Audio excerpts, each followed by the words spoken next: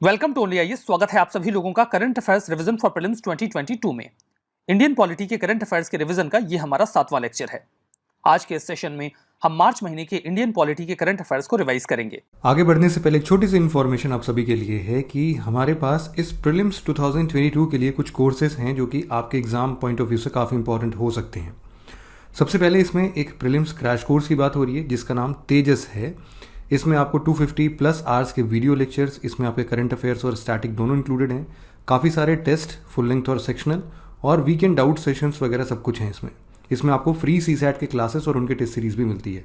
But still अगर आप केवल टेस्ट सीरीज में ज्वाइन करना चाहते हो, आपको वीडियो लेक्चर्स नहीं चाहिए, आपका रिवीजन ऑलरेडी चल रहा है अच्छा, तो आप उसके लिए लास्ट माई लीप ज्वाइन कर सकते हो। इसमें आपके 19 सेक्शनल टेस्ट हैं, 5 करंट अफेयर्स के टेस्ट हैं, 15 फुल लेंथ टेस्ट हैं, 4 सीसैट के टेस्ट हैं।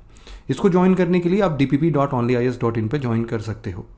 एट द सेम टाइम एक सीसैट के लिए प्रोग्राम है जो कि ऐसे स्टूडेंट्स को केटर करता है जिनका सीसैट वीक है। तो सीसैट एक्सपर्ट प्रोग्राम आपके सभी सीसैट के टॉपिक्स को कवर करता है वीडियो लेक्चर्स के फॉर्म में, और छोटे छोटे हैंडआउट्स भी हर लेक्चर के बाद आपको मिलते हैं प्रैक्टिस के लिए, और लास्ट में कुछ फुल लेंथ टेस्ट हैं इसमें। इसके अलावा अगर आप 2023 के लिए प्रिपेयर कर रहे हैं तो आप हमारे प्रारंभ बैच को ज्वाइन कर सकते हैं। इसमें आपको एक फुल फाउंडेशन बैच के तरीके से सारी रिक्वायरमेंट्स यूपीएससी के पॉइंट ऑफ व्यू से फुलफिल की जाती है। इसमें वीडियो लेक्चर्स भी हैं, स्टडी मटेरियल्स भी हैं, टेस्ट सीरीज भी हैं, मेंटोरशिप भी है, इंटरव्यू गाइडेंस भी है, सब कुछ इसमें आपको मिलेगा। अगर आप इस बैच को ज्वाइन करना चाहते हो तो आप video.onlyis.in पे विजिट करो। याद रखना कि तेजस प्रोग्राम के लिए भी आपको video.onlyis.in पर ही विजिट करना है। अगर आपको कोई भी डाउट आता है इन सभी बैचेस से रिलेटेड तो आप हमें सिंपली इस नंबर पर कॉल कर सकते हो या फिर info@onlyis.com पे हमें मेल ड्रॉप भी कर सकते हो। तो चलिए डिस्कशन स्टार्ट करते हैं। एनसीपीसीआर के बारे में है, national commission for protection of child right. इसने भी हाल ही में ऑब्जर्व किया अपना 17th फाउंडेशन डे, यानी कि बनने के 17 साल। एनसीपीसीआर एक स्टैच्यूटरी बॉडी है, मतलब इस संबंध में पार्लियामेंट का कोई लॉ आया होगा। इसके ऊपर एडमिनिस्ट्रेटिव कंट्रोल होता है minister of women and child development का। मार्च 2007 में इसे बनाया गया था, और बनाते वक्त जो कानून बैकग्राउंड में वर्क किया था that was protection of child right act 2005।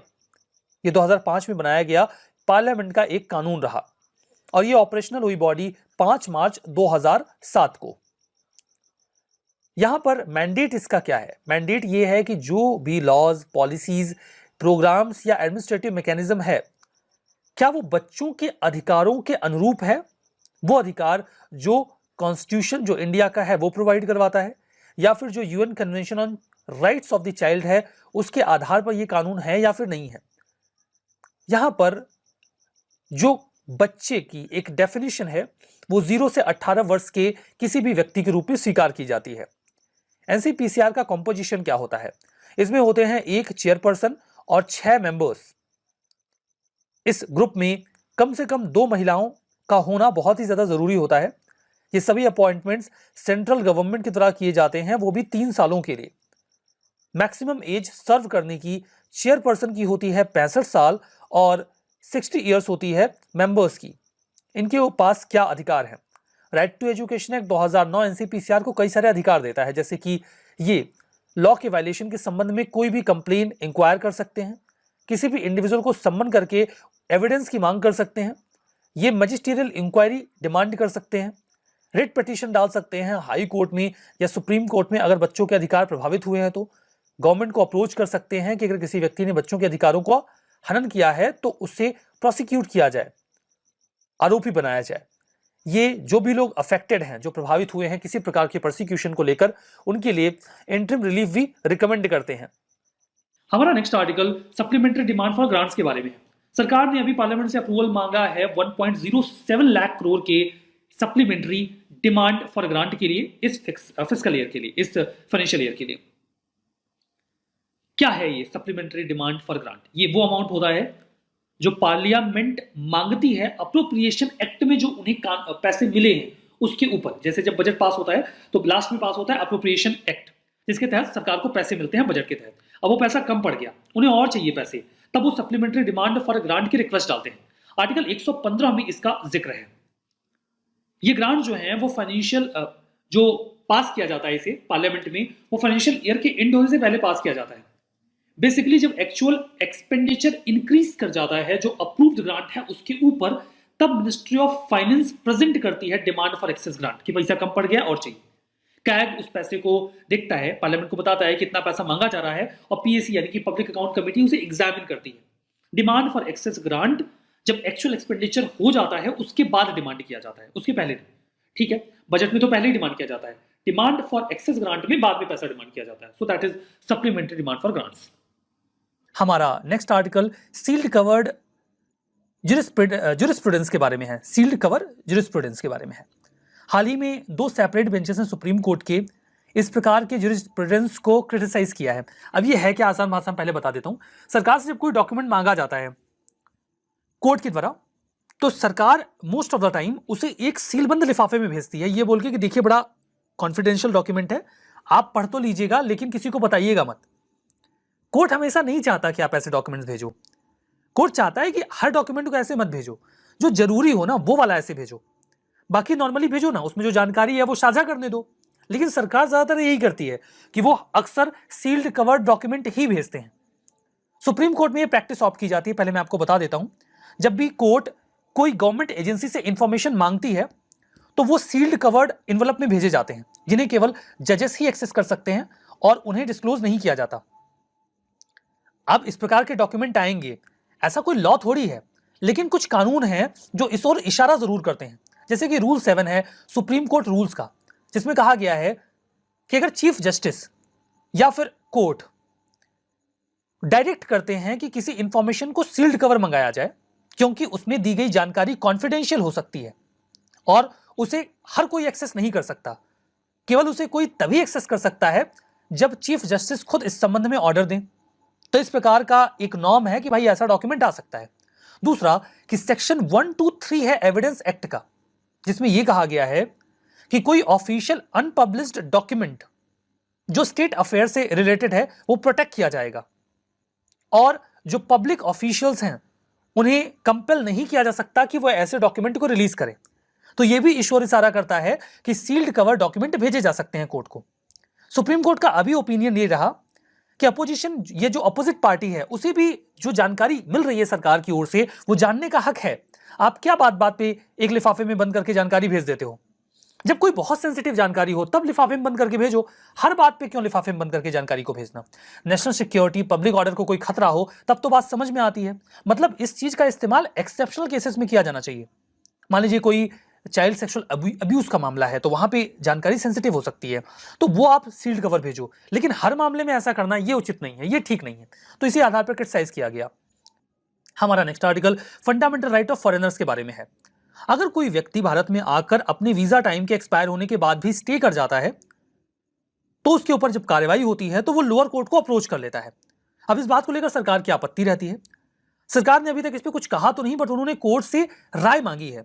उन्होंने कहा कि आप बताइए कि क्या ये सही है, क्योंकि इससे लॉन्ग टर्म इंप्लीकेशंस हो सकते हैं।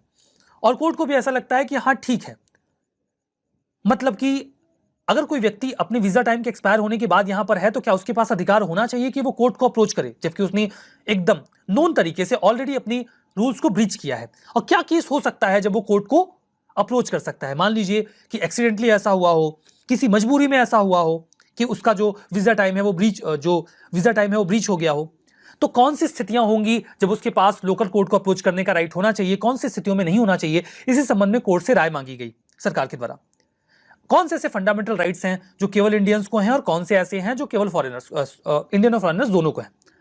तो फंडामेंटल राइट्स को लेकर ये प्रश्न बनते हैं। फंडामेंटल राइट्स बहुत ही जरूरी होते हैं। राइट्स वो एसेंशियल कंडीशंस होती हैं जिनके बिना व्यक्ति अपना पूर्ण विकास नहीं कर सकता। अधिकार मनुष्य के वे दावे होते हैं जिनके अभाव में व्यक्ति अपना पूर्ण विकास नहीं कर सकता। तो अधिकार क्लेम्स होते हैं, दावे होते हैं जिन्हें स्टेट रिकॉग्नाइज करता है और कॉन्स्टिट्यूशन गारंटी करता है कि भाई लोगों को ये मिलेगा ही मिलेगा। ये भारत में पॉलिटिकल डेमोक्रेसी को एस्टैब्लिश करने के लिए बहुत जरूरी है। यहां पे देखिए इस बात को बहुत अच्छे से एक्सप्लेन किया गया है, बट मैं बिल्कुल आसान भाषा में आपको बताता हूं कि आर्टिकल 15, 16, 19, 29 और 30 ये जो आर्टिकल्स हैं ये केवल इंडियंस को अवेलेबल हैं।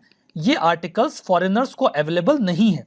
इसके अलावा जो फंडामेंटल राइट्स हैं वो इंडियंस और फॉरेनर्स दोनों को अवेलेबल हैं। तो ये याद करना बड़ा आसान है। 15, 16, 19, 29, 30, 15, 16, 19, 29, 30 ये केवल इंडियंस को अवेलेबल हैं, फॉरेनर्स को अवेलेबल नहीं है। तो केवल इंडियंस के लिए 15, 16, 19, 29, 30 और जो फॉरेनर्स को भी अवेलेबल हैं 2014, 20, 21, 21A, 22, 23, 24, 25, 26, 27, 28। तो ये तो सभी को अवेलेबल है, ठीक है। अब देखिए यहां पे एक प्रश्न 2020 का है, Which one of the following categories of fundamental right incorporates protection against untouchability as a form of discrimination? पूछा गया है कि कौन सा फंडामेंटल राइट अनटचेबिलिटी के खिलाफ प्रोटेक्शन देता है। यहां पर सही जवाब है राइट टू इक्वलिटी में है। काफी आसान सा प्रश्न था फंडामेंटल राइट के ऊपर। हमारा नेक्स्ट आर्टिकल नेशनल ई विधान एप्लीकेशन के बारे में है। वैसे तो एप्लीकेशन वगैरह यू मस्ट फील की बहुत इंपॉर्टेंट नहीं होता है, हम क्यों पढ़ रहे हैं, लेकिन ये एप्लीकेशन बहुत जरूरी है। मिनिस्ट्री ऑफ पार्लियामेंट्री अफेयर्स ने इसे डेवलप किया है, जिसका नाम है नेशनल ई विधान एप्लीकेशन, शॉर्ट में बोले तो नीवा। मिशन मोड प्रोजेक्ट है, जिसके माध्यम से जो भी राज्यों में लेजिस्लेटिव हाउसेस हैं हम उन्हें पेपरलेस बना रहे हैं। इनफैक्ट प्लान तो ये है कि हम लोकसभा और राज्यसभा को भी इसके साथ इंटीग्रेट कर देंगे। मिनिस्ट्री ऑफ पार्लियामेंट्री अफेयर्स ने इसकी नोडल मिनिस्ट्री है और इसे मिशन मोड प्रोजेक्ट के माध्यम से तैयार किया गया है। डिजिटल इंडिया प्रोग्राम के तहत वन नेशन वन एप्लीकेशन के बेसिस पे ये वर्क कर रहा है। हम इसके माध्यम से सभी स्टेट लेजिस्लेचर्स को ट्रांसफॉर्म करना चाहते हैं डिजिटल हाउस के तौर पे, जहां कागजों का इस्तेमाल नहीं होगा। स्टेट गवर्नमेंट्स को अगर कोई जानकारी हाउस को देनी है तो वो सीधा पेपरलेस फॉर्म में इस एप्लीकेशन के माध्यम से दें। एप्लीकेशन में वही प्लान है कि जो दोनों हाउसेस हैं पार्लियामेंट के, उनको भी जोड़ा जाए। जो फंडिंग है इसके लिए वो मिनिस्ट्री ऑफ पार्लियामेंट्री अफेयर्स ही करती है। सेंट्रली स्पॉन्सर्ड स्कीम है, मतलब राज्यों को 40% हिस्सा देना होगा और 60% केंद्र देगा। जो नॉर्थ ईस्ट या हिली स्टेट्स हैं वहां पे 90% केंद्र सरकार, 10% राज्य और यूटीज के केस में 100% केंद्र सरकार। 2021 में बिहार लेजिस्लेटिव काउंसिल कंट्री का पहला हाउस बन गया था जिसने नेवा प्लेटफॉर्म का इस्तेमाल किया अपने विंटर सेशन को कंडक्ट करने के लिए। मतलब ये पूरा सेशन पेपरलेस रहा और इसे और एक्सटेंड किया जा रहा है। हमारा next article competition amendment bill 2022 के बारे में है। चूंकि ये अभी एक अमेंडमेंट बिल ही है, इसका एक्ट बनना बाकी है, तो भी हम इसका एक ओवरव्यू लेते हैं बिकॉज जरूरी बिल है। बाकी इस संबंध में और जानकारियां भी आएंगी जिन पर हम निश्चित तौर पे चर्चा करेंगे। इस अमेंडमेंट बिल के माध्यम से जो कंपटीशन कमीशन ऑफ इंडिया है उसके रेगुलेटरी सेटअप को इंप्रूव करने की कोशिश की जा रही है। कोशिश ये है कि सीसीआई का मतलब कंपटीशन कमीशन ऑफ इंडिया है, तो इसे अब हम सीसीआई ही कहेंगे, तो याद रखिएगा। सीसीआई की अकाउंटेबिलिटी को बेटर किया जाए, सीसीआई को अपना काम करने में फ्लेक्सिबिलिटी मिले और इन्फोर्समेंट एफिशिएंसी भी उसकी बढ़े। क्या है इस अमेंडमेंट बिल में? सबसे पहले तो ट्रांसपेरेंसी बढ़ाने की कोशिश है और अकाउंटेबिलिटी को स्ट्रेंथन करने का प्लान है, जिसमें यह कहा गया कि सीसीआई जो कि बॉडी है उसकी एक्टिविटी को एक पार्ट टाइम मेंबर्स का बोर्ड सुपरवाइज करेगा। दूसरा, सीसीआई को यह भी बताना होगा कि उनकी पेनल्टी गाइडलाइंस क्या है, वो कैसे पेनल्टी लगाते हैं अगर कोई कंपटीशन के रूल्स को ब्रीच करता है तो, और अगर इसमें कोई डाइवर्जेंस होता है तो उसका क्या रीजन हुआ, उन्होंने इस प्रकार की पेनल्टी को क्यों इंपोज किया या क्यों नहीं किया। इसमें उन्हें इन्फोर्समेंट एफिशिएंसी एनहांस करने की कोशिश की जा रही है। सीसीआई के बारे में पहले बता देता हूं, फिर इन बातों का ज्यादा महत्व रह जाएगा। सीसीआई बेसिकली एक स्टैट्यूटरी बॉडी है जिसे गवर्नमेंट ऑफ इंडिया ने बनाया था कंपटीशन एक्ट ऑफ 2002 के तहत। इनका काम यह है कि भारत में एक लेवल प्लेइंग फील्ड बना रहे सभी प्रकार की कंपनीज के लिए, इंडस्ट्रीज के लिए, एंटरप्रेन्योर्स के लिए। कोई अपने रिसोर्सेज का एक्सेस इस्तेमाल करके मार्केट कंपटीशन को ब्रीच करने की कोशिश ना करे। जैसे एक कंपनी अपने दामों को अपनी लागत से कम पर बेच रहा है, जिससे कि बाकी के जो उनके कॉम्पिटिटर्स हैं वो अपने सामानों को सस्ता नहीं कर पाएंगे और मार्केट से बाहर हो जाएंगे। इस प्रकार की कंडीशन को कंपटीशन का ब्रीच किया जाना माना जाएगा। इस प्रकार की एक्टिविटीज को रोकने की कोशिश करता है कंपटीशन कमीशन ऑफ इंडिया। इन्हीं की इफिशियंसी को एनहांस करने की कोशिश है, जिसमें अब इन्हें एक और अधिकार दिया गया है जो पहले इन्हें नहीं हुआ करता था, लेकिन कुछ फाइनेंशियल रेगुलेटर्स को हुआ करता था, जैसे कि सेबी को। जिस अधिकार की बात अब मैं करने वाला हूं, यह अधिकार सेबी को तो होता था लेकिन सीसीआई को नहीं। जहां पर सेबी अगर दो पार्टीज के बीच में कोई विवाद हुआ तो वो सेटलमेंट ऑर्डर दे सकते थे, बातचीत करते थे, निगोशिएशंस करते थे और एक कंसेंसस बिल्ड करके एक सेटलमेंट ऑर्डर दे देते थे कि आप अपना जो मामला है इसे इस आधार पर निपटा लीजिए। लेकिन ऐसा सीसीआई के पास अधिकार नहीं था। सीसीआई तो फाइनल पेनल्टी ही लगाती थी, लेकिन अब ऐसी कोई दिक्कत नहीं है। सीसीआई भी निगोशिएशंस करवा सकता है और एक म्यूचुअली वर्केबल सॉल्यूशन निकाल के सेटलमेंट ऑर्डर जारी कर सकता है। प्रीवियसली सीसीआई केवल अगर कोई डोमिनेंस दिखाता है या एंटी कॉम्पिटिटिव एग्रीमेंट्स करता है तो फाइनल ऑर्डर ही दे सकते थे, जिसमें उसे वो क्रैश करने की बात करें या पेनल्टी लगाने की बात करें। लेकिन अब वो निगोशिएशंस करके भी मामला निपटा सकते हैं। इससे देखिए यहाँ पर जो मर्जर का टाइम पीरियड होता था, दो कंपनीज अगर आपस में मर्ज होना चाहती हैं तो पहले 210 दिनों का समय लग जाता था। रिव्यू टाइम इतना लेता था सीसीआई, अब उसे भी घटा के 150 दिन कर दिया गया है। ग्रीन चैनल भी तैयार किया गया है मर्जर एप्लीकेशंस के लिए, मतलब कुछ कंपनीज के जो एप्लीकेशंस हैं उन्हें लंबा नहीं खींचा जाएगा, बल्कि वो बहुत ही आसानी से खुद को मर्ज कर पाएंगे। जैसे कि हम बात कर रहे थे कंपटीशन कमीशन ऑफ इंडिया के बारे में। कंपटीशन कमीशन ऑफ इंडिया के क्या फंक्शंस होते हैं? इनका काम बिल्कुल वही है कि कंपटीशन के एडवर्स इफेक्ट को रोकें, सस्टेन कंपटीशन बना के रखें कि सभी लोग एक लेवल प्लेइंग फील्ड में अपना सामान बेच सकते हो या बिजनेस कर सकते हो। ये कंज्यूमर्स के इंटरेस्ट को भी बरकरार रखते हैं और फ्रीडम ऑफ ट्रेड को भी इंश्योर करते हैं। फर्दर ये कंपटीशन के इशू पे कोई भी ऐसी बॉडी जिसे बाय लॉ बनाया गया हो, जिसके पास स्टैट्यूटरी अथॉरिटी हो, वो सीसीआई से कहे कि हमें कुछ रिकमेंड करिए, तो वो उसे रिकमेंड भी करते हैं। ये सारा मामला इस अमेंडमेंट बिल के बारे में, फर्दर सीसीआई के बारे में भी। हमारा next article section 144 of CrPC के बारे में है। एक्चुअली में तेलंगाना में कुछ इशू आ गया था। वहां पे छत्रपति शिवाजी महाराज जी की एक मूर्ति लगाई जा रही थी, जहां पर कुछ पॉलिटिकल ऑर्गेनाइजेशंस ने या पॉलिटिकल पार्टीज ने इसका विरोध किया और दो फ्रैक्शंस आमने सामने आ गए, जिसके बाद वहां पे धारा 144 लगानी पड़ गई। धारा 144 की बात करें तो ये आपको मिलता है क्रिमिनल प्रोसीजर कोड ऑफ 1973 में, जहां पर पब्लिक गैदरिंग को रोक दिया जाता है। जो एग्जीक्यूटिव मजिस्ट्रेट होते हैं उन्हें अधिकार मिल जाता है कि वो 4 या उससे अधिक लोगों को एक एरिया में इकट्ठा होने से रोक सकते हैं। अनलॉफुल असेंबली को बिल्कुल तरीके से रोक दिया जाता है, और अगर रोक दिया गया है तो 4 या उससे अधिक लोग अगर इकट्ठा हो जाते हैं तो ये माना जाएगा कि वो दंगा करने के उद्देश्य से इकट्ठा हुए हैं, और पनिशमेंट जो मिलेगी वो अप टू 3 साल तक की हो सकती है। अगर पुलिस इस प्रकार की असेंबली को रोकने की कोशिश करती है और कोई इसे अवरोध क्रिएट करता है, पुलिस को रोकने की कोशिश करता है, तो ये भी पनिशेबल ऑफेंस है। कोई भी हथियार धारा 144 के दौरान कैरी नहीं कर सकता। इसे वायलेट करने पे पनिशमेंट का प्रावधान है। 144 धारा अर्जेंट केसेस में इंपोज की जाती है, जहां पर लॉ एंड ऑर्डर की सिचुएशन क्रिएट हो जाए, लाइफ या प्रॉपर्टी को डैमेज होने का खतरा आ जाए। धारा 144 यानी कि सेक्शन 144 2 महीनों तक लगाया जा सकता है। बाकी स्टेट गवर्नमेंट चाहे तो इसे एक्सटेंड भी कर सकती है। इसके अंदर जो ऑर्डर दिए जाते हैं वो 2 महीनों तक एप्लीकेबल रह सकते हैं, और इसे किसी भी समय जब लगे कि सिचुएशन नॉर्मल हो गई है तो हटाया जा सकता है। धारा 144 इसे 1861 में for the first time Britishers ने इंट्रोड्यूस किया था। तब इनका बड़ा इंपॉर्टेंट टूल हुआ करता था ये फ्रीडम स्ट्रगल के दौरान। इसके जरिए ये इंडियन लीडर्स को डिटेन कर लिया करते थे। काफी कंट्रोवर्शियल रहा ये कि आजादी के बाद भी इसे बनाए रखा गया। कई बार धारा 144 को कर्फ्यू के साथ कंफ्यूज कर दिया जाता है। दोनों अलग हैं, दोनों का नेचर थोड़ा सा अलग है।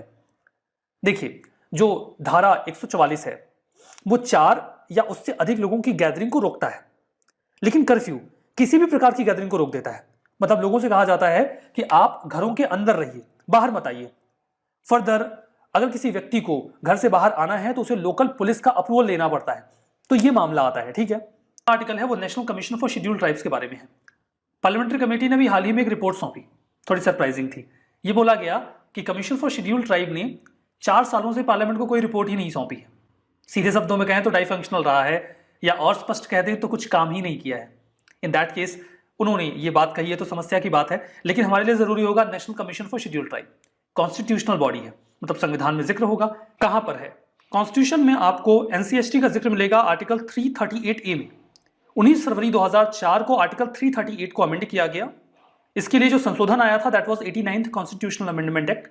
2003 का ये अमेंडमेंट एक्ट था, जिसके बेसिस पे आर्टिकल 338A ऐड होने के बाद इस बॉडी को बना दिया गया। काम क्या है इनका? काम बिल्कुल एकदम स्पष्ट है। इनके ऊपर जिम्मेदारी है कि कॉन्स्टिट्यूशन में जो भी प्रावधान है, जो अन्य लॉ हैं, या गवर्नमेंट का कोई ऑर्डर है, वो शेड्यूल ट्राइब के जो हित हैं उनको सेफगार्ड करता है कि नहीं, इस चीज को इंश्योर करने की जिम्मेदारी इस कमीशन की है।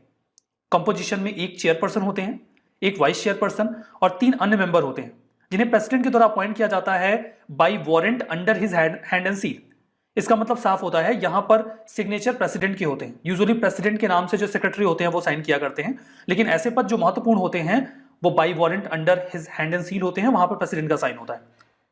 इसमें देखिए जो कंपोजिशन है उसमें एक महिला का होना बहुत जरूरी है, और जो चेयरपर्सन, वाइस चेयरपर्सन और बाकी के मेंबर्स होते हैं उनका टर्म होता है 3 साल का। तो टर्म जरूर से याद रखिएगा, 3 साल का होता है। वो 2 टर्म से ज्यादा नहीं ले सकते, उसके बाद मतलब मैक्सिमम 2 टर्म ही लिए जा सकते हैं। जो चेयरपर्सन होते हैं उनकी रैंक यूनियन कैबिनेट मिनिस्टर की होती है। वाइस चेयरपर्सन की रैंक जो होती है वो मिनिस्टर ऑफ स्टेट की होती है, और बाकी मेंबर्स गवर्नमेंट ऑफ इंडिया में जो सेक्रेटरी की रैंक होती है उसके इक्विवेलेंट होते हैं। ड्यूटीज एंड फंक्शंस में जो भी मैटर्स शेड्यूल ट्राइब से रिलेटेड हैं उनको इन्वेस्टिगेट करें और मॉनिटर करें। अगर कोई स्पेसिफिक कंप्लेन आती है तो उसे इंक्वायर करें, और सोशियो इकोनॉमिक डेवलपमेंट जो देश का चल रहा है उस संबंध में एसटीज का भी इंक्लूजन होता रहे, उनके पार्टिसिपेशन को इंश्योर करने के लिए एडवाइस भी करें कि उनको कैसे और ज्यादा इंटीग्रेट किया जा सकता है। इस बॉडी को एनुअली अपनी रिपोर्ट प्रेसिडेंट को सौंपनी होती है या उसके अलावा उन्हें जब भी सही लगे। इसके अलावा अगर कोई और लॉ उन्हें कोई काम सौंपता है शेड्यूल ट्राइब्स रिलेटेड तो उन्हें वो भी करना होगा। तो वो तो रिपोर्ट सौंप नहीं रहे हैं, मतलब काम धंधा बंद पड़ा हुआ है, इसलिए न्यूज में आए हैं। हमारा next article principle of reasonable accommodation के ऊपर है। हिजाब का मामला चला, काफी हाईलाइटेड रहा, पैरेलली कंट्रोवर्शियल भी रहा। कर्नाटका हाई कोर्ट ने जो भी मुस्लिम गर्ल्स की पिटीशन को उनके पास भेजा गया था उसे रिजेक्ट कर दिया। जो पिटीशंस भेजे गए थे उनमें एक ग्राउंड बताया गया था, that was reasonable accommodation. Reasonable accommodation के ग्राउंड पर यह डिमांड की गई थी कि मुस्लिम गर्ल्स को जो हेड स्कार्फ्स है वो पहनने के लिए अलाउ किया जाए स्कूल्स में। हालांकि कर्नाटका हाई कोर्ट ने इक्वलिटी का हवाला दिया, यह कहते हुए कि सभी बच्चे इक्वल होते हैं, उन्हें जो स्कूल या कॉलेज का ड्रेस कोड है उसे फॉलो करना चाहिए और पर्सनल फेथ के बेसिस पे ये जो डिस्टिंक्शन है उसे अलाउ नहीं किया जाएगा। तो खैर ये जो कंट्रोवर्सी रही उसमें जो कर्नाटका हाई कोर्ट का स्टैंड रहा वो मैंने आपको बता दिया। लेकिन रीजनेबल अकोमोडेशन जिसके आधार पर मुस्लिम गर्ल्स के लिए ये अकोमोडेशन मांगा जा रहा था वो क्या है ये मैं आपको बताना चाहूंगा। देखिए रीजनेबल अकोमोडेशन को ऐसे समझिए कि हर काम को करने का एक सेट पैटर्न होता है, ठीक है, रूल्स एंड रेगुलेशंस होते हैं, लेकिन कई बार उन रूल्स एंड रेगुलेशंस में कुछ बदलाव किए जाते हैं। वो बदलाव इसलिए किए जाते हैं ताकि किसी वल्नरेबल सेक्शन को उससे कुछ रियायतें मिल सके। अगर उस किए गए बदलाव से कुछ सकारात्मक आउटकम निकलता है या जो कॉन्स्टिट्यूशन के प्रिंसिपल्स हैं वो फुलफिल होते हैं तो इस प्रकार के बदलावों को अकोमोडेट कर लिया जाएगा, ये बोल के कि ये औचित्यपूर्ण हैं यानी कि रीजनेबल हैं। मतलब वो बदलाव जो सकारात्मक हैं, औचित्यपूर्ण हैं, उन्हें शामिल कर लेना, उन्हें एक्सेप्ट कर लेना, अकोमोडेट कर लेना on the basis of their reasonableness is called reasonable accommodation. मतलब समझा आपने? एक एग्जांपल भी देता हूं, समझ जाइएगा। सपोज करिए कि सरकार ने एक फंड रिलीज किया एक प्लेटफॉर्म बनाने के लिए। इस फंड में शामिल है कि इस प्लेटफॉर्म पे बनाई जाएंगी सीढ़ियां, ठीक है, लेकिन फिर किसी ने कहा कि देखिए दिव्यांगजन इस पे कैसे चढ़ेंगे, नहीं चढ़ पाएंगे, तो यहां पर एक रैंप भी बनाया जाना चाहिए। अब इस रैंप के लिए पैसे नहीं आए हैं तो क्या ये रैंप बनाया जाना चाहिए? लेकिन फिर भी इस रैंप को बनाया गया ताकि दिव्यांगजन आसानी से इस प्लेटफॉर्म पे चढ़ सके, ये बोलकर कि ये रैंप जो बनाया गया है इसमें जो हम इस पूरे प्लेटफॉर्म में जो बदलाव कर रहे हैं इससे दिव्यांगजन को आसानी होगी, ये उनके पॉजिटिव डेवलपमेंट के लिए जरूरी है। तो इस प्रकार के बदलाव को हम अकोमोडेट कर लेंगे ये मान के कि ये रीजनेबल है।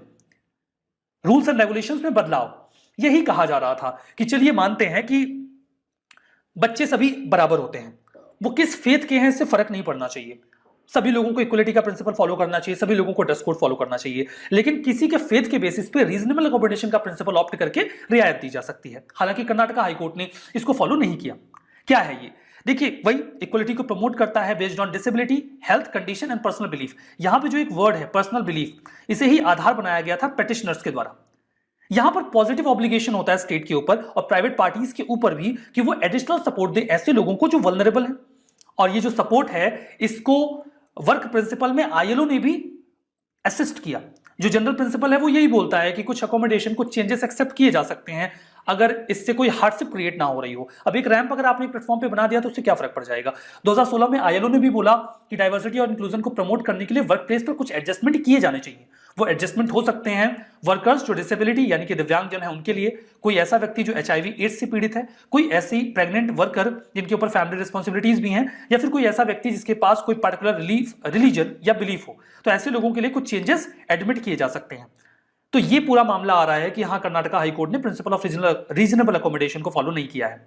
तो अकोमोडेशन वही होता है कि आप मॉडिफाइड वर्किंग एनवायरनमेंट दें, शॉर्टेंड या स्टैगर्ड वर्किंग, जो स्टैगर्ड वर्किंग आवर है वो दे दें, एडिशनल सपोर्ट दे दें ताकि वो अच्छे से काम कर सकें। जिसमें शामिल है कोई मान लीजिए एग्जाम देने जा रहा है टेस्ट में, तो उसको आप लेखक दे दीजिए जो लिख देते हैं, अगर वो देख नहीं पा रहे हैं अच्छे से तो इंटरव्यूज वगैरह में असिस्टेंस मिल सकते हैं इंटरप्रेटर्स के माध्यम से। तो ये असिस्टेंस जो दिया जाता है ये रीजनेबल अकोमोडेशन के प्रिंसिपल पे ही दिया जाता है। अब अगर प्रश्न आएगा इंटरव्यू वगैरह में भी आपसे ये पूछा जा सकता है, तो जानते रहिएगा आईएलओ को लेकर क्वेश्चन पूछे जाते हैं। लेकिन 138, 182 जो उनका कन्वेंशन है इसको लेकर 2018 में प्रश्न आया था, पूछा गया था किससे एसोसिएटेड है। सही जवाब था ए, चाइल्ड लेबर से जुड़ा हुआ है। हमारा नेक्स्ट आर्टिकल फॉरेनर्स ट्रिब्यूनल के बारे में है। आसाम के चाचर डिस्ट्रिक्ट के फॉरेनर्स ट्रिब्यूनल ने अभी एक मरे हुए व्यक्ति को नोटिस जारी कर दिया कि 30 मार्च के पहले कोर्ट के सामने या ट्रिब्यूनल के सामने प्रस्तुत हो जाओ, नहीं तो आपको हम इलीगल इमिग्रेंट डिक्लेयर कर देंगे। अब देखिए ये तो गड़बड़ी है ना, व्यक्ति तो 2016 में ही मर चुका है। अब या तो ये इस वजह से या तो ये गलती से हो गया होगा, या अभी हाल ही में होली बीती है इस वजह से भी ऐसा हो सकता है। समझ में आया? नहीं आया तो कोई बात नहीं, आगे बढ़ते हैं। जो फॉरेनर्स ट्रिब्यूनल है ये क्वासी जुडिशियल बॉडी है जिसे फॉरेनर्स ट्रिब्यूनल ऑर्डर 1964 के तहत बनाया गया और फॉरेनर्स एक्ट 1946 के तहत। यहां पे कौन लोग होते हैं? कोई भी एडवोकेट जिनकी उम्र कम से कम 35 साल हो और 7 साल का एक्सपीरियंस हो, रिटायर्ड जुडिशियल ऑफिसर या फिर आसाम जुडिशियल सर्विस का कोई व्यक्ति, रिटायर्ड आईएएस ऑफिसर जिसकी रैंक सेक्रेटरी या एडिशनल सेक्रेटरी के ऊपर की होनी चाहिए और उसे एक्सपीरियंस हो क्वासी जुडिशियल वर्क का। ये सभी लोग इस ट्रिब्यूनल का हिस्सा हो सकते हैं। इन ट्रिब्यूनल्स को सेटअप करने का राइट किसके पास है? डिस्ट्रिक्ट मजिस्ट्रेट के पास। पहले केवल सेंट्रल गवर्नमेंट ऐसा कर सकती थी, लेकिन मिनिस्ट्री ऑफ होम अफेयर्स ने अमेंड कर दिया फॉरेनर्स ट्रिब्यूनल ऑर्डर 1964 और एम्पावर कर दिया जो डिस्ट्रिक्ट मजिस्ट्रेट हैं कि वो ये ट्रिब्यूनल्स बना सकते हैं। पहले ये केवल सेंट्रल गवर्नमेंट कर सकती है, आई टोल्ड यू। कौन अप्रोच कर सकता है? कोई भी इंडिविजुअल इस ट्रिब्यूनल को अप्रोच कर सकता है। पहले ऐसा था कि केवल स्टेट एडमिनिस्ट्रेशन जिसको डाउट हो कि कोई व्यक्ति जो है वो इलीगल इमिग्रेंट है, केवल वही अप्रोच करके केस दर्ज कर सकते थे। लेकिन अब ऐसा नहीं है, किसी को भी ऐसा लगता है कि ये पर्सन इलीगल इमिग्रेंट है तो वो फॉरेनर्स ट्रिब्यूनल में जाके केस दर्ज कर सकते हैं। हमारा नेक्स्ट आर्टिकल 355 के बारे में है। वेस्ट बंगाल के कांग्रेस प्रेसिडेंट लगातार ये कह रहे हैं कि आर्टिकल 355 का इस्तेमाल किया जाना चाहिए वेस्ट बंगाल में, जहां पर बीरभूम डिस्ट्रिक्ट में वायलेंस देखा गया। एक टीएमसी के लीडर की मौत के बाद 5 घरों को आग लगा दी गई, जिसमें 2 बच्चों समेत 8 लोगों की जान गई। वायलेंस बढ़ता गया, जिसके बाद अब ये मांग चल रही है कि आर्टिकल 355 अप्लाई किया जाए। क्या है आर्टिकल 355? आर्टिकल 355 इंश्योर करता है, सेंट्रल गवर्नमेंट को एम्पावर करता है कि वो स्टेट को एक्सटर्नल एग्रेशन या इंटरनल डिस्टर्बेंस से बचाएंगे और ये देखेंगे कि कॉन्स्टिट्यूशन के अकॉर्डिंग वहां काम हो रहा है कि नहीं। इन दैट केस सेंटर के पास वहां के लॉ एंड ऑर्डर को मेंटेन करने की अथॉरिटी आ जाती है। कम्युनल वायलेंस अगर हुआ, पब्लिक ऑर्डर डिसरप्ट हुआ, तो सेंटर का रोल आ सकता है आर्टिकल 355 के तहत। ऑल्दो पब्लिक ऑर्डर और पुलिस स्टेट सब्जेक्ट हैं, ऐसा माना जाता है कि स्टेट ज्यादा अच्छी कंडीशन में होता है पब्लिक ऑर्डर को मेंटेन करने को लेकर। लेकिन अगर कोई ऐसा सर्कमस्टेंस आ गया जहां पर स्टेट चीजों को मैनेज नहीं कर पा रहा है, तो आर्टिकल 355 एम्पावर कर देता है सेंट्रल गवर्नमेंट को कि वो वहां पे लॉ एंड ऑर्डर को मेंटेन करे, जिसके लिए वो मिलिट्री को भी डिप्लॉय कर सकते हैं। आर्टिकल 355 प्रीटेक्स्ट होता है आर्टिकल 356 के इंपोजिशन का, जिसे प्रेसिडेंट रूल भी कहा जाता है। आर्टिकल 355 को जब पूरी तरीके से एक्सप्लॉइट कर लिया जाता है और तब भी बात नहीं बनती, तब आर्टिकल 356 के तहत स्टेट इमरजेंसी या प्रेसिडेंट रूल इंपोज कर दिया जाता है। हमारा next article central bureau of investigation यानी कि सीबीआई की इन्वेस्टिगेशन के बारे में है। बहुत ही अनफॉर्चुनेट इंसिडेंट देखा गया वेस्ट बंगाल के बीरभूम डिस्ट्रिक्ट में, जहां पर एक घर को आग लगाई गई और 8 लोगों की जान गई, जिनमें 2 बच्चे भी शामिल थे। यह वायलेंस टीएमसी की एक लीडर की हत्या के बाद शुरू हुआ। अभी कलकत्ता हाईकोर्ट ने सीबीआई को इस मामले की इन्वेस्टिगेशन के लिए कहा गया है। आइए बात करते हैं सीबीआई के बारे में। एनआईए के पास सुओ मोटो लेने का अधिकार है, मतलब वो खुद से किसी मामले की जांच कर सकते हैं। सीबीआई के पास यह अधिकार नहीं। सीबीआई किसी मामले की जांच केवल तब करती है जब उनसे ऐसा करने को कहा जाए, चाहे वो ऑफिशियल्स सेंटर या पीएसयू स्टाफ के ही क्यों ना हो, या मामला वायलेंट क्राइम का ही क्यों ना हो। करप्शन के केसेस को जहां पर सेंट्रल गवर्नमेंट का स्टाफ भी इन्वॉल्व हो, अगर ऐसे जो एम्प्लॉइज हैं वो किसी स्टेट में एम्प्लॉयड हैं और उनके खिलाफ कोई इन्वेस्टिगेशन सीबीआई को करनी है, तो या तो उस राज्य ने जो सीबीआई है उसे जनरल कंसेंट दे रखी हो इस प्रकार की इन्वेस्टिगेशन के लिए। अगर कई सारे राज्य हैं जो जनरल कंसेंट देके रखते हैं कि ठीक है भाई, सीबीआई को इस मामले में अगर हमारे यहां इन्वेस्टिगेट करना है तो आके कर लो, परमिशन रिक्वायर्ड नहीं है। कई राज्य जनरल कंसेंट नहीं देते हैं, तो फिर उनसे हर केस के ऊपर स्पेसिफिक कंसेंट लेनी पड़ती है, तभी आप जाके इन्वेस्टिगेट कर सकते हैं। यहां पर देखिए, स्टेट को रिक्वेस्ट करना पड़ता है कि भाई हम इस मामले की इन्वेस्टिगेशन करना चाहते हैं, करने दो। सीबीआई हाई कोर्ट के ऑर्डर पे भी किसी मामले को रेज कर सकता है, सुप्रीम कोर्ट ने बोला है तब भी वो इन्वेस्टिगेट कर सकते हैं। क्या सीबीआई अगर हाई कोर्ट सुप्रीम कोर्ट कहता है या सरकार कहती है तो इन्वेस्टिगेट करने से मना कर सकती है? बिल्कुल कर सकती है। सरकार जो है वो रिक्वेस्ट करते हैं सीबीआई से इन्वेस्टिगेशन के लिए। सीबीआई बोल सकती है कि उनके ओपिनियन में ये केस वर्थ नहीं है कि वो उस पर इन्वेस्टिगेशन करे, तो वो मना कर देते हैं। पास्ट में भी सीबीआई ने कई बार ओवरबर्डन होने की बात कहकर कई सारे केसेस को इन्वेस्टिगेट करने से मना किया है। 2015 में 9 राज्यों ने जनरल कंसेंट को विड्रॉ कर लिया था। शामिल है महाराष्ट्र, पंजाब, राजस्थान, वेस्ट बंगाल, झारखंड, छत्तीसगढ़, केरला, मिजोरम और मेघालय। जिन्होंने कहा कि आपको हमारे यहां इन्वेस्टिगेट करना है तो हर केस से पूछिए कि इसकी इन्वेस्टिगेशन करें या ना करें, जनरली आप आके नहीं कर सकते इन्वेस्टिगेशन। इस पर सीबीआई ने अपनी आपत्ति भी जाहिर की थी। उन्होंने कहा कि इससे हमारे हाथ बन जाएंगे। 2021 में सुप्रीम कोर्ट ने भी इस बारे में कंसर्न जाहिर किया, जब सीबीआई ने सुप्रीम कोर्ट से यह कहा कि उन्होंने 150 रिक्वेस्ट डाली इन राज्यों में जिन्होंने जनरल कंसेंट विड्रॉ कर ली है, और में से 78% पर अभी तक उन्हें कंसेंट नहीं मिली है राज्यों की। तो इससे सीबीआई के काम करने का तरीका बाधित हो रहा है। आर्टिकल लीगल एड क्लिनिक के बारे में है। हाल ही में नेशनल कमीशन फॉर वुमेन ने कोलैबोरेट किया है Delhi state legal services authority DSLSA के साथ और लॉन्च किया है एक लीगल एड क्लिनिक। क्या होगा ये? देखिए, ये दो एंटिटीज इन्वॉल्व हैं, ये तो हमने डिस्कस किया ही। पर्पस ये है कि ये जो क्लिनिक है ये एक सिंगल विंडो सिस्टम की तरह वर्क करेगा, जहां पे वो महिलाएं जो परेशान हैं, जिनके पास कोई ग्रीवांसेस हैं, वो वहां पे आके लीगल असिस्टेंस ले सकती हैं, विधिक मदद प्राप्त कर सकती हैं। यहां पर ये जो आपको ऑफिस है लीगल एड क्लिनिक का, ये जो न्यू दिल्ली में NCW का ऑफिस है उसके बाहर ही मिल जाएगा। जो भी महिलाएं वहां पर आती हैं कोई कंप्लेन लेके डिस्ट्रेस में, उन्हें दी जाएगी काउंसलिंग, फर्दर दी जाएगी एडवाइस और इंफॉर्मेशन कि वो कैसे नालसा की सर्विसेज को एक्सेस कर सकती हैं। That stands for national legal services authority. उन्हें मिल जाएगी फ्री लीगल एड, और जो मैट्रिमोनियल केसेस हैं, जो अक्सर महिलाओं के इश्यूज होते हैं, उनकी और बाकी जो भी कंप्लेन्स हैं यहां पर सुनी जाएंगी। बात कर लेते हैं लीगल एड क्लिनिक के साथ साथ नेशनल कमीशन फॉर वुमेन की। ये एक स्टैच्यूटरी बॉडी है, मतलब इसको बनाने के लिए कोई एक एक्ट आया होगा। जनवरी 1922 में इसे national commission for women act 1990 के तहत बनाया गया था। ये कोशिश करता है कि महिलाओं को इक्वलिटी और इक्वल पार्टिसिपेशन मिले सभी स्फीयर्स ऑफ लाइफ में, उनको राइट्स मिले, एंटाइटलमेंट्स मिले जो भी उनके लिए रिक्वायर्ड हैं, और पॉलिसी फॉर्मुलेशन, लेजिस्लेटिव मेजर्स जो भी लिए जाएं वो महिलाओं के हितों के खिलाफ ना हो। ये जो भी कॉन्स्टिट्यूशनल या लीगल सेफगार्ड्स महिलाओं के लिए हैं उनको रिव्यू करते हैं कि क्या वो सही हैं। फर्दर वो रिकमेंड करते हैं कोई भी रिमेडियल लेजिस्लेटिव मेजर्स जो महिलाओं के लिए लिए जाने चाहिए। फर्दर वो फैसिलिटेट करते हैं महिलाओं के अगर कोई भी ग्रीवांस है तो सरकार को भी एडवाइस करते हैं कि महिलाओं को प्रभावित करने वाली जो पॉलिसीज हैं वो कैसी होनी चाहिए। तो आज के इस सेशन में बस इतना ही। Thank you very much.